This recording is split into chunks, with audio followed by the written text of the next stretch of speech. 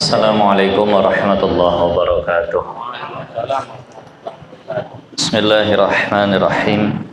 Limardatillahi subhanahu wa ta'ala wa hidayatihi wa inayatihi wa taufiqihi wa ila hadratin nabiyyil mustafa Muhammad wa ala alihi wa sahbihi ajma'in li jami'i masyayikhina wa khususan li muallifi hadhil kutub al-fatihah. A'udzu billahi minasyaitonir rajim. Bismillahirrahmanirrahim.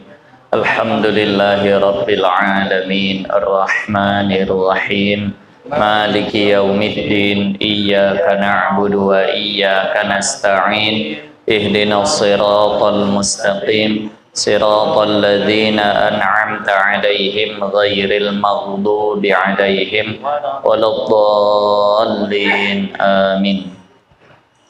Alhamdulillahi rabbil alamin. Wassalatu wassalamu ala asyrafil anbiya'i wal mursalin sayyidina wa maulana Muhammadin wa ala alihi wa sahbihi ajma'in. Amma ba'du, rabbi yassir wa la tu'assir, rabbi tammim bi khair. Qala al-muallif rahimahullahu ta'ala wa nafa'ana Allahu bihi wa bi barakati ulumihi fid dharain amin. Insyaallah kita akan mulai satu kitab baru kita, kitab Jauharul Mauhub. Sebenarnya ini adalah terjemah daripada kitab Lubabul Hadis. Nah, yang ditulis kitab Lubabul Hadis ini oleh Al-Imam Jalaluddin As-Suyuti. Lalu diterjemahkan oleh Syekh Ali bin Abdurrahman Al-Kalantani dari daerah Kelantan, Malaysia. Nah, tapi beliau tambahi karena nanti yang di awal ini sebenarnya tak ada di kitab Imam Jalaluddin As-Suyuti, yakni tentang fadilah berfikir, ini tak ada. Nah, kita baca dari muqaddimah, kita bacalah dulu. Bismillahirrahmanirrahim. Dengan nama Allah, Tuhan yang amat murah. Amat murah artinya amat pemurah atas segala hambanya dengan sebesar-besar nikmat. Kalau disebut Ar-Rahman itu kaitannya dengan nikmat-nikmat yang besar. Lagi amat mengasihani akan hambanya dengan sehalus-halus nikmat. Kalau disebut Ar-Rahim itu berarti kaitannya dengan nikmat-nikmat yang halus. Nah, nikmat hidup, nikmat diadakan itu adalah nikmat yang besar. Nah, itu Rahman. Nah, kalau Rahim ini nikmat-nikmat yang halus-halus lah. Nah, yang perlu pandangan lebih baru nampak bahwasannya itu adalah nikmat. Ini dimulai dengan Bismillahirrahmanirrahim. Dan memang disunnahkan dalam setiap kita memulai satu perkara, mulailah dengan Bismillahirrahmanirrahim. Rasulullah bersabda, kullu amrin dzibalin la yubda'u bi bismillahirrahmanirrahim fahuwa aqta'. Setiap segala perkara baik yang tidak dimulai dengan bismillah, maka dia akan terputus. Maksud terputus qalilul barakah, sedikit berkahnya.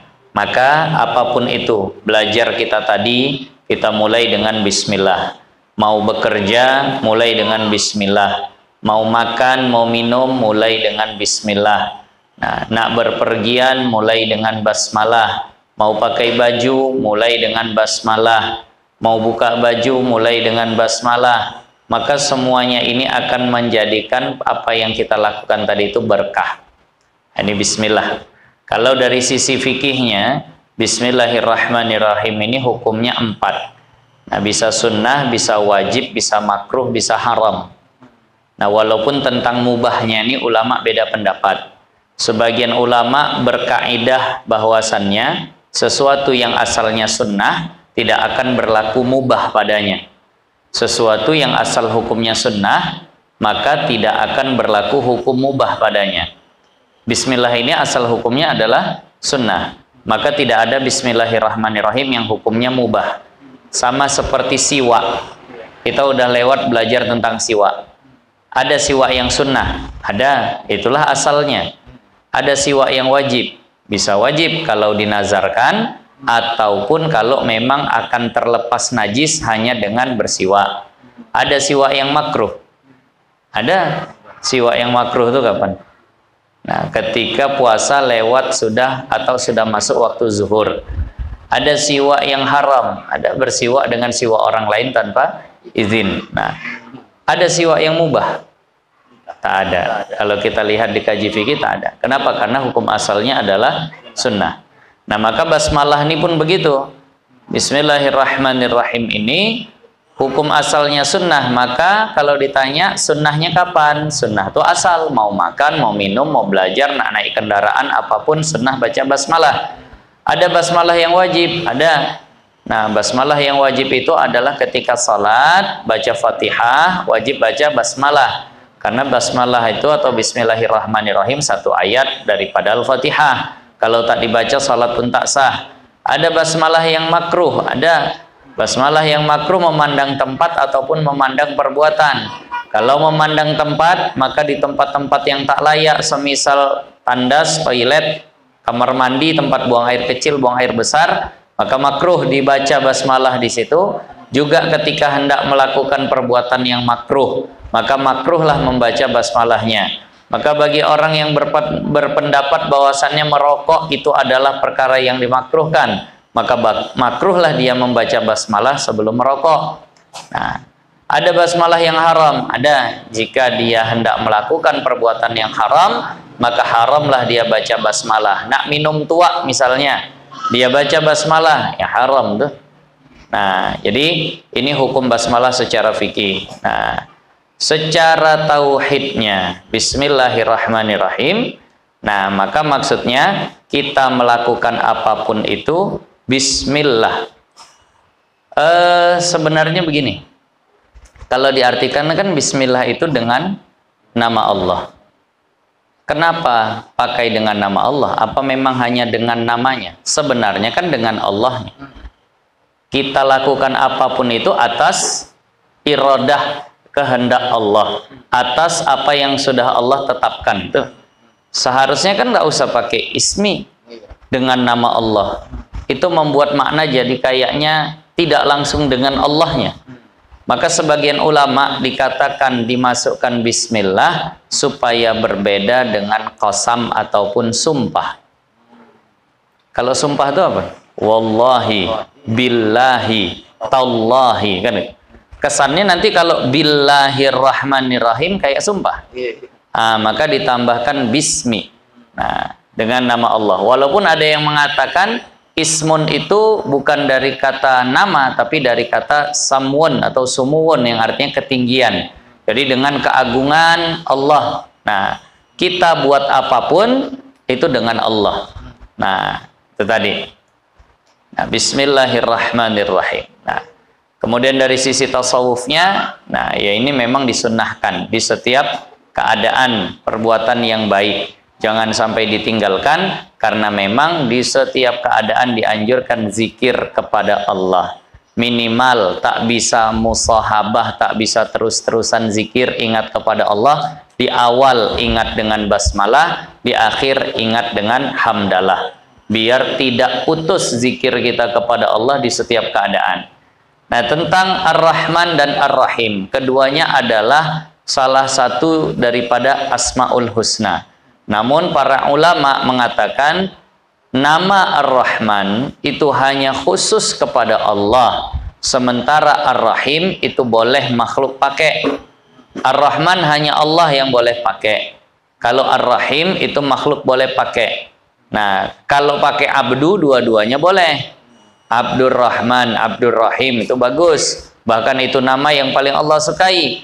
Tapi kalau seandainya mau menyifati orang, itu tak boleh disifati dengan Rahman. Disifati dengan Rahim boleh. Rasulullah juga disifati Allah dengan kata Rahim. Laqad ja'akum rasulun min anfusikum azizun 'alaihi ma 'anittum harisun 'alaikum bil mu'minina raufur rahim. Itu sifat baginda Nabi.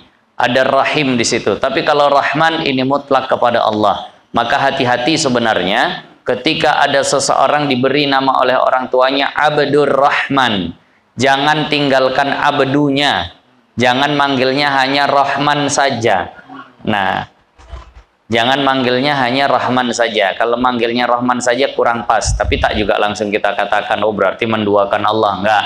Karena memang ilmu yang seperti ini bukan ilmu yang doruri, bukan ilmu yang gampang diketahui. Namun bagi kita yang sudah tahu, mending panggilnya tak usah lengkap.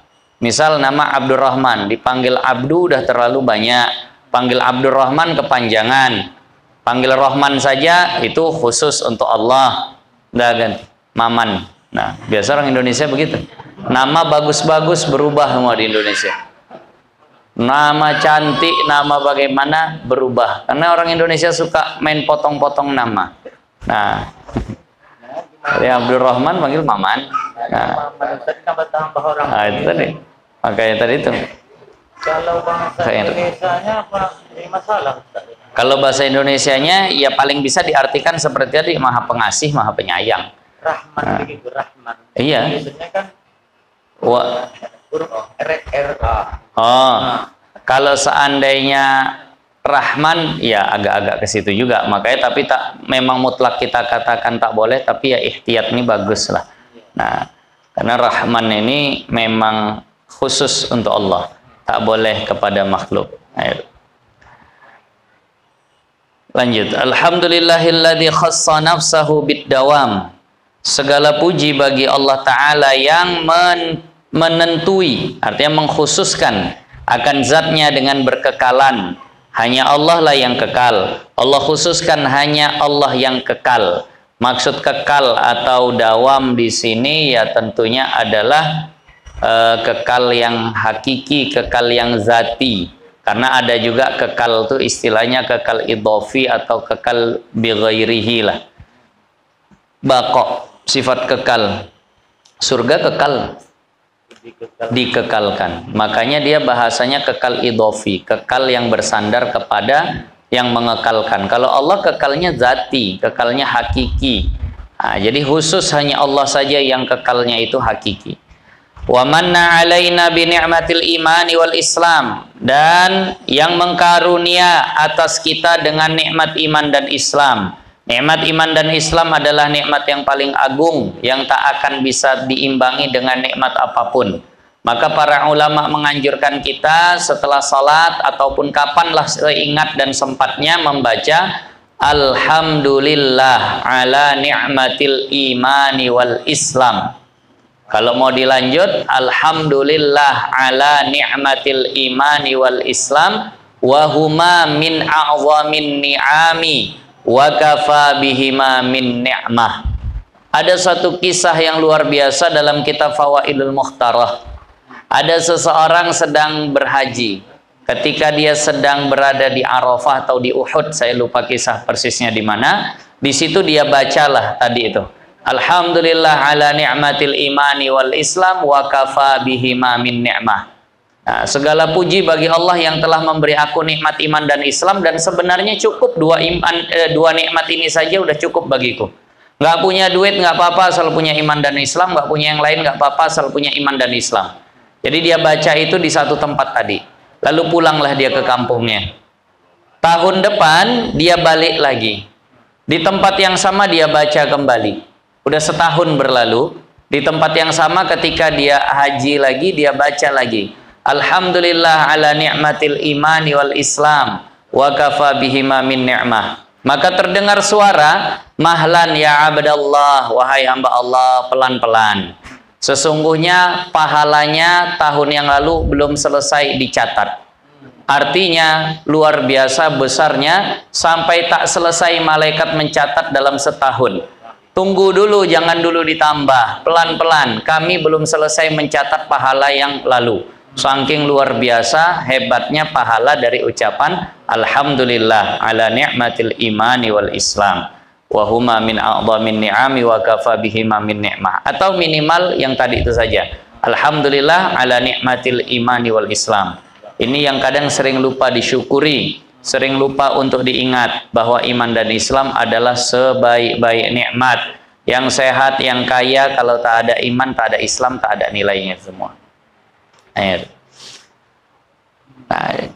Dan yang mengkaruniakan atas kita dengan nikmat iman dan Islam, wa khalaqa min nurihi nura habibihi Muhammadin qabla ay yakhluqa adama bi alfai amin. Nah, dan yang menjadikan daripada nurnya, daripada nur Allah. Kalau ditanya nur Allah bagaimana, jawab saja wallahu a'lam, Allah yang tahu. Jangan dicari-cari nur Allah itu seperti apa, karena nur itu juga salah satu daripada nama Allah di sebagian kitab. Nah, jadi dan yang telah menciptakan, menjadikan daripada nurnya akan nur kekasihnya Nabi Muhammad dahulu daripada bahwa dijadikan Adam dengan 2000 tahun. 2000 tahun sebelum Nabi Adam itu diciptakan, Nabi Muhammad itu sudah diciptakan lebih dahulu nurnya. Makanya dalam satu riwayat dikatakan kuntu nabiyan, aku sudah menjadi nabi, wa Adam bainal ma' watin atau waturab. Sementara saat itu Adam masih di antara tanah dan air. Kata Rasulullah, aku sudah jadi nabi sebelum Adam itu diciptakan, masih dalam bentuk tanah ataupun air. Nah, jadi ini sebenarnya adalah keistimewaan. Secara fisik mungkin Nabi Adam duluan, namun secara nurnya Nabi Muhammad itu adalah yang terlebih dahulu. Makanya sudah ada yang sering kita dengar bagaimana Nabi Adam ketika hendak menikahi Sayyidatuna Hawa itu maharnya adalah salawat kepada baginda Nabi. Nah, maka Allah suruh Nabi Adam itu salawat 500 kali. Nah, 500 kali kepada untuk membayar mahar menikah dengan Siti Hawa. Nah, 500 kali. Oh, gampang. Enggak gampang, sulit. Karena 500 kali itu Allah perintahkan satu nafas. Nah, 500 kali itu Allah perintahkan satu nafas. Itu tertulis dalam kitab Hasyiah Al-Bajuri. Ini pertanda bahwasannya memang nama Muhammad itu sudah ada sebelum Nabi Adam. Nah, itu maharnya 500 kali satu nafas. Nah, jadi nggak masalah kalau misalnya ada perempuan maharnya apa? Mahar baca surah An-Naba. Oh, gampang, satu nafas. Oh. Nah, bisa satu nafas.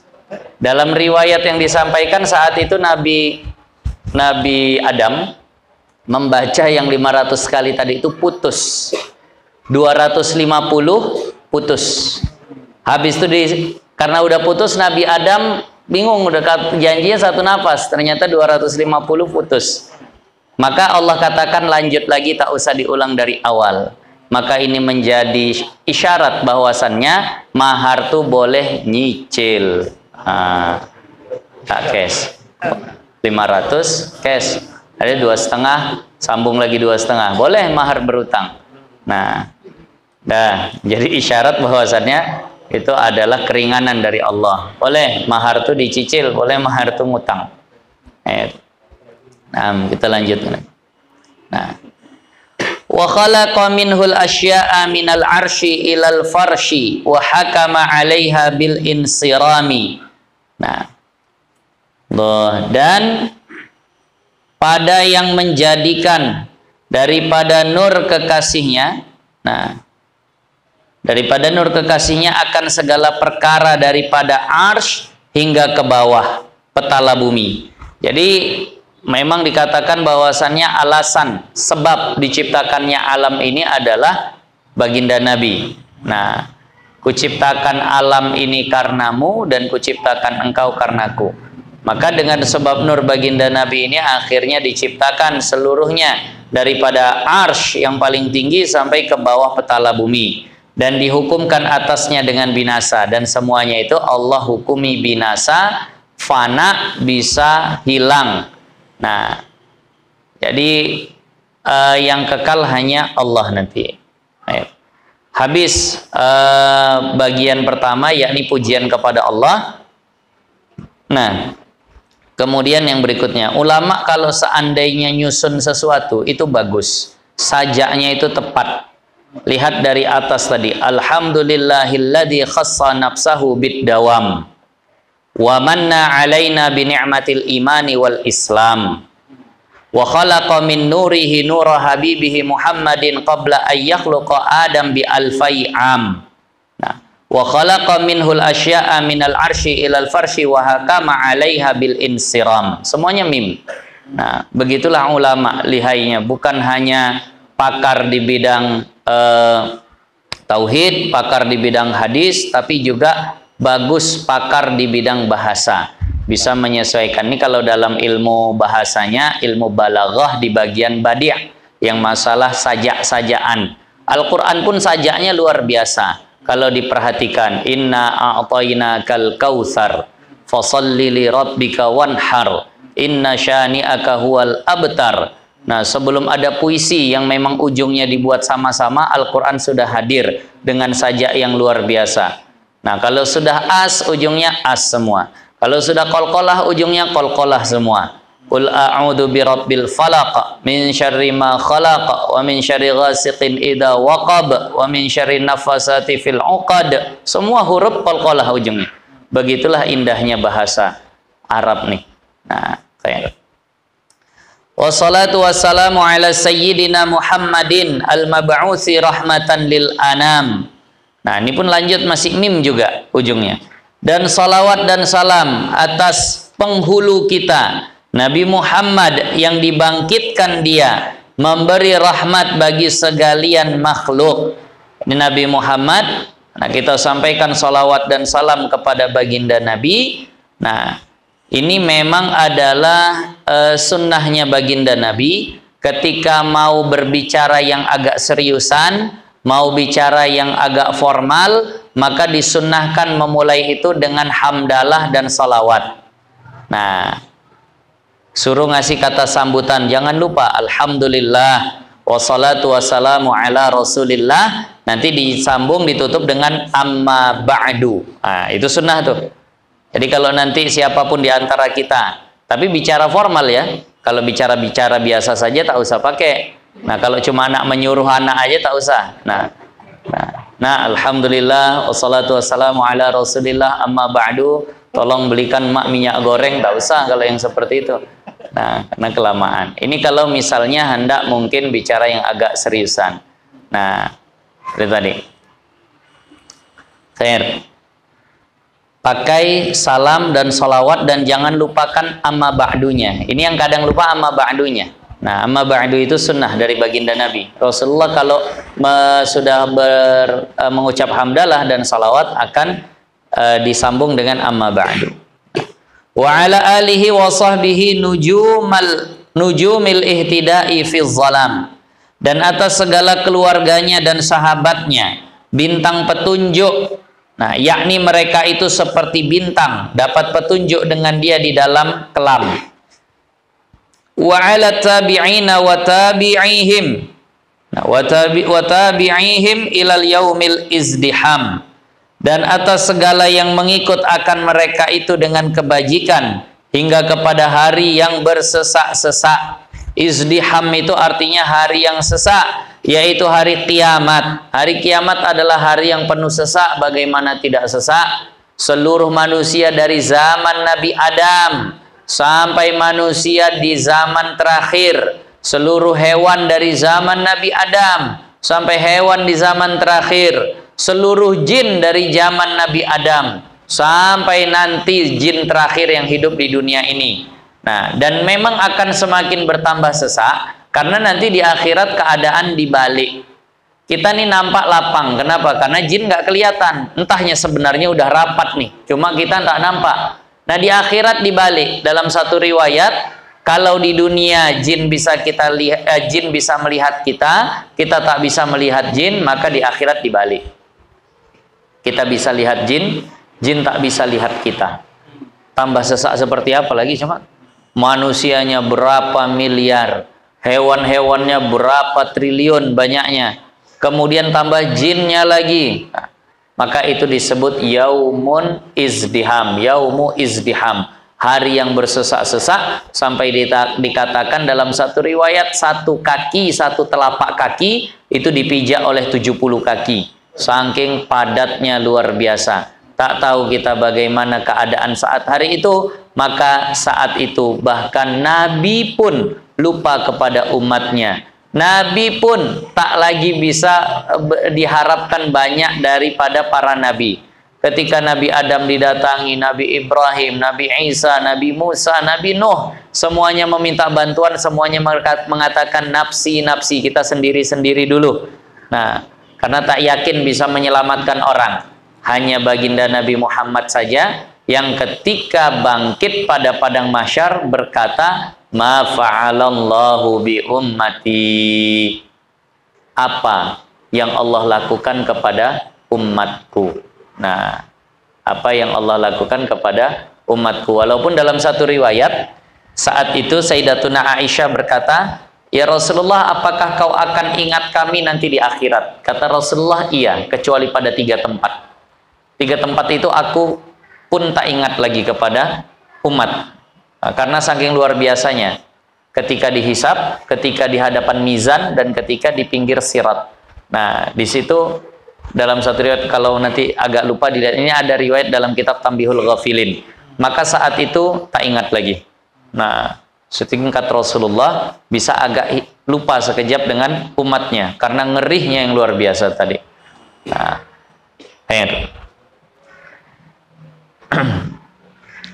yaitu hari kiamat. Amma ba'du. Nah, fayaqulul abdul faqiru al-jani Ali bin Abdurrahman al-Kalantani.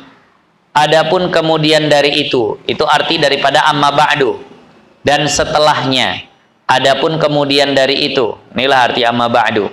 Maka berkata hamba yang fakir. Ini bahasa tawadhu beliau. Nah, beliau katakan diri beliau fakir. Fakir itu artinya tak punya apa-apa, mengharap kepada rahmat Allah. Lagi mempunyai kesalahan. Al-jani itu artinya ya, yang melakukan jinayat, yang melakukan kemaksiatan.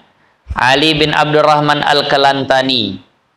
Hadihi kalimatun mustahsanatun wa alfazun muhimmatun fi tarjamati lubabil hadisin nabawi li syekh al-alim al-allamah Jalaluddin Abdurrahman As-Suyuti. Nah, Jalaluddin Abdurrahman As-Suyuti. Ini beberapa kalimat yang elok dan beberapa lafaz yang apa itu?